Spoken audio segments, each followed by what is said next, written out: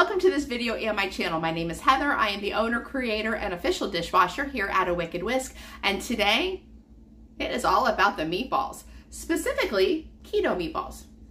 Double specifically, keto chicken meatballs. You know, once upon a time, in my head, meatballs could only be ground beef. And then at some point I flipped over to using ground chicken instead of ground beef, and I'll be perfectly honest, 99.9% of the meatballs I make in my house and serve my family are chicken. They're tasty, they're lighter, and by doing the keto version of my chicken meatball recipe, you are shaving off some of those carbs that I think all of us agree maybe we could do a little bit better on. The best part about this, you bite into this, you're never gonna know it's keto. You will never like bite into that and be like, that's keto, there's no carbs in that. No, they're tasty, amazing, hearty, and I promise you, you're gonna love them. So go ahead, subscribe and like to this channel if you're new here. This is a relatively new channel. I'm trying to do 2 recipes a week. That may or may not work with my schedule, but I'm trying. So definitely like and subscribe. That way you're notified of when the videos do drop. Now let's go get started. I'll show you everything you need and how easy it is to make these amazing chicken meatballs. Let's go cook some food. Okay, so this is an easy one. You've got a pound of ground chicken. You're gonna add your olive oil. You're gonna add your parsley. This is about 2/3 cup of parmesan. You're gonna go ahead and just dump all that right in. You have, this is Worcestershire sauce. If you are not necessarily a fan, you can swap this out for soy sauce or do a half-half mix if you like.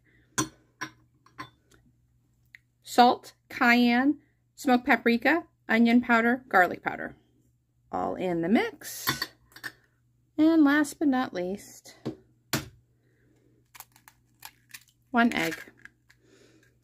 Now, if you have a big, large spoon and you normally mix your meatballs that way, go for it. If you're like me and use your hands, get on in there.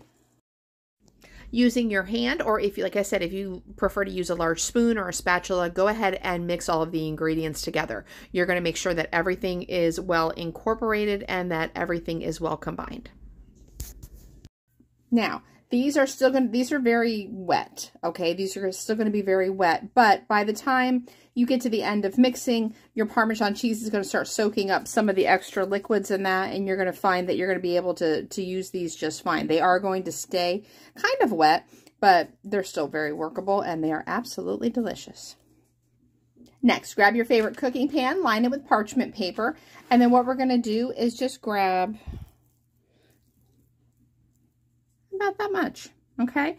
Very lightly roll it around in your hands. It's going to make a little meatball. This is the mix is still wet, okay? It's not too wet, it's not too dry. And then just go ahead and make all your meatballs. Just take your time, and you're going to make your meatballs all pretty much the same size so that they all cook evenly. When I am making mine, I normally have them about the size of a golf ball, but you can either make them a little bit smaller if you prefer, or even just slightly larger. You're going to go ahead and fill this entire pan up with your meatballs, and you're going to be all done. Now that your meatballs are all laid out, you're going to move this to a 400-degree oven for 25 minutes. When you're done, move them to a trivet to cool off. Now you can add these to your salads, your zoodles. You can just eat them straight off the pan if you'd like. That's how easy it is to make chicken meatballs. These are absolutely easy to make. They're delicious. You will never miss the carbs in any way, shape, or form.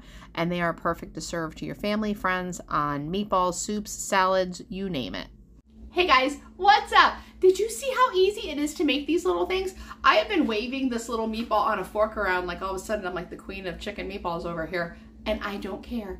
These are fast, they're easy, they're fun. I will be completely honest. Like I said in the intro, I have made beef meatballs like my entire life, and at some point I flipped over to chicken and I just don't go back.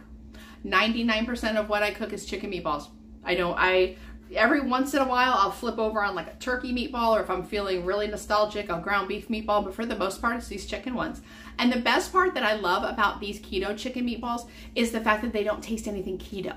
You know, it's so common if you're trying to cut your carbs down, and of course, they have so many products now that are, you know, keto and low carb friendly, etc. And you taste them and they're just like, nah, not so good.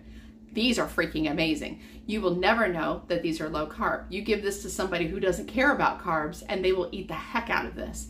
But if you are somebody out there living your best life, not caring about carbs or how much carbs you eat, all you have to do is take this recipe, swap out the Parmesan cheese for panko breadcrumbs. You have a regular chicken meatball recipe. Hello. So depending on which way you're gonna go with it, it's gonna be delicious either way. These are super convenient. You add them to your soups, your salads, your zoodles. You know what I mean? Like eat them right off the pan after they get cooking. I'm gonna tell you right now, as somebody who has 4 dogs, they also seem to think they're entitled to chicken meatballs, and that's totally fine. They're healthy. They can eat them too. Although I don't like to share with them, but I get outnumbered, so whatever. Another good thing is these freeze beautifully. So if you cook up a bunch of these and maybe you don't need the whole 24, 26, 28 of them, let them come to room temperature, move them to a large zip top bag, put them in your freezer. You have them for whenever you need them. Life gets no better than that. Another thing I will say is this. In the video, you will see that I added parchment paper to the baking pan. That's not necessary for making chicken meatballs. It's an easy cleanup thing, which I'm all about. And also, if you don't have any fresh parsley, or if you're like me and you buy fresh parsley and by the time you get around to it, maybe not so fresh anymore, you can absolutely sub that fresh parsley in with dried parsley. Just use maybe like 2 tablespoons of the dried parsley. You're good to go.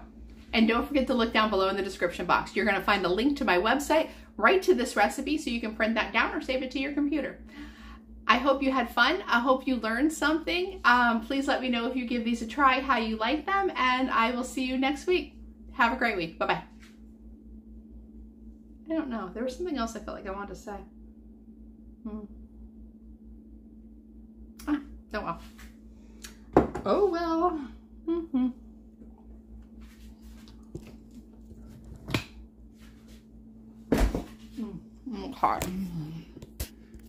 Okay.